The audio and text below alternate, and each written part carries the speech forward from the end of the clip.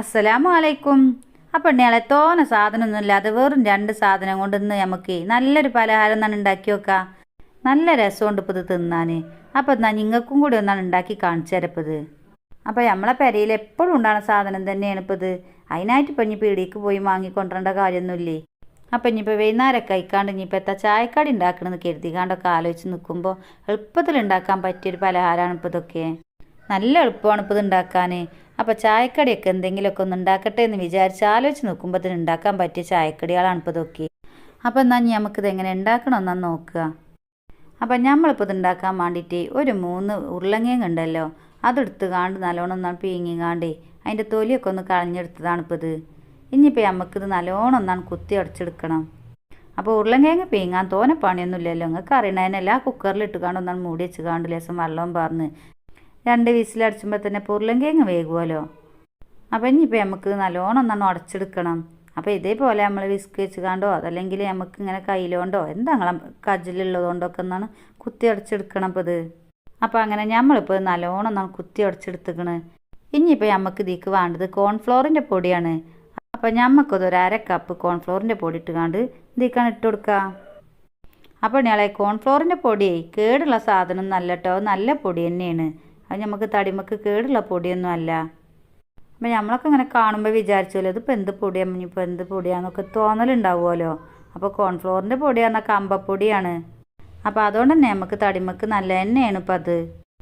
ഇനി നമുക്ക് ഇതിക്ക് പാകത്തിനുള്ള ഉപ്പും കൂടി ഒന്നാണ് ഇട്ട് കൊടുത്തുകാണ്ടേ കജ്ജോണ്ട് തന്നെ നല്ലോണം നമുക്ക് കുഴച്ചെടുക്കുക. അപ്പോൾ ഞാൻ ഇനിയിപ്പോൾ അരിപ്പൊടി മൈദയൊന്നും ഇപ്പോൾ ചേർത്താലേ ഇത്ര രസമായി എനിക്ക് കിട്ടൂല. ഈ കോൺഫ്ലോറിൻ്റെ ആ ഒരു രസം കിട്ടൂല. അപ്പോൾ നിങ്ങളടുത്ത് കോൺഫ്ലോറിൻ്റെ പൊടി ഉണ്ടെന്നുണ്ടെങ്കിൽ അതന്നെ നിങ്ങൾ എടുക്കാൻ നോക്കുകൊണ്ടേ. ഇനിയിപ്പോൾ എല്ലാന്നുണ്ടെങ്കിൽ മൈദപ്പൊടിയൊക്കെ ലേശം ഇട്ട് കൊടുത്തുകാണ്ടൊക്കെ ഉണ്ടാക്കിയൊക്കെ നോക്കാം. അപ്പോൾ നിങ്ങളിപ്പോൾ നമ്മൾ സബ്സ്ക്രൈബ് ചെയ്തിട്ടില്ലെങ്കിൽ ഒന്നാം സബ്സ്ക്രൈബ് ചെയ്ത് കാണ്ട് അതിൻ്റെ അടുത്തുള്ള ബെല്ലും കൂടി ഉണ്ടല്ലോ, അപ്പോൾ അതിമലും കൂടി നിങ്ങൾ തൊട്ടടുത്ത് കാണ്ട് ഇപ്പോൾ ഇത് കണ്ടോളിട്ടോ. അപ്പോൾ പിന്നെ നമ്മൾ ഉണ്ടാക്കുന്ന പലഹാരങ്ങളൊക്കെ അപ്പം നിങ്ങൾക്ക് കാണും ചെയ്യാം. പിന്നെ ഇപ്പം നിങ്ങൾക്ക് ഇഷ്ടപ്പെട്ടതൊക്കെ നോക്കി കാണ്ട് നിങ്ങൾക്കാണ് ഉണ്ടാക്കും ചെയ്യാമല്ലോ. പിന്നെ ഇപ്പം അതിമുള്ള ലൈക്കുമ്മലും കൂടി നിങ്ങളൊന്നാം തൊട്ടെടുക്കാൻ മടിച്ചല്ലേ. ഇന്നാലല്ലേ ഇപ്പം നമ്മൾ ഉണ്ടാക്കിയത് നിങ്ങൾക്ക് ഇഷ്ടപ്പെട്ടിക്കണമെന്നുള്ളത് ഇപ്പം നമുക്ക് മനസ്സിലാവുള്ളൂ. അപ്പോൾ അതിമലും കൂടി നിങ്ങളൊന്നാണ് മടിച്ചാതെ തൊട്ടുകൊടുക്കിട്ടോ. അപ്പോൾ അങ്ങനെ നമ്മളിപ്പോൾ ഇത് വർത്താനത്തിൽ കൂടെ ഒക്കെ ഇപ്പോൾ നല്ലോണം നമുക്ക് കുഴച്ചെടുത്തിക്കണ്. അപ്പോൾ നമുക്ക് നമ്മളെ മാവ് നല്ല കട്ടിയിലായിട്ടൊക്കെയാണ് വേണ്ടത്. അപ്പോൾ ഇനി നമ്മളെ മാവ് അയഞ്ഞുകൊണ്ടാണ് നിൽക്കണമെന്ന് വെച്ചാൽ നമുക്ക് ഇതിലേക്ക് കുറച്ച് പൊടിയും കൂടി ഇട്ട് കൊടുത്തുകൊണ്ട് നല്ലോണം നമുക്ക് കുഴച്ചെടുത്താൽ മതി. അപ്പോൾ അങ്ങനെ നമ്മളിപ്പോൾ ഇത് നല്ലോണം നമുക്ക് കുഴച്ചെടുത്തിക്കണ്.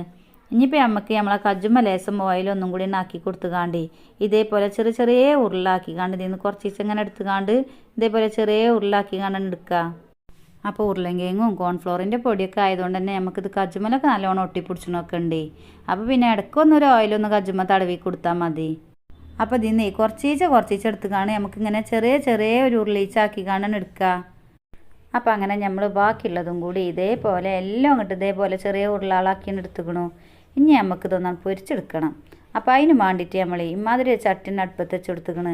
എന്നിട്ട് അതിക്ക് ലേശം ഓയിലും പാർന്ന് കൊടുത്തുക്കണ്.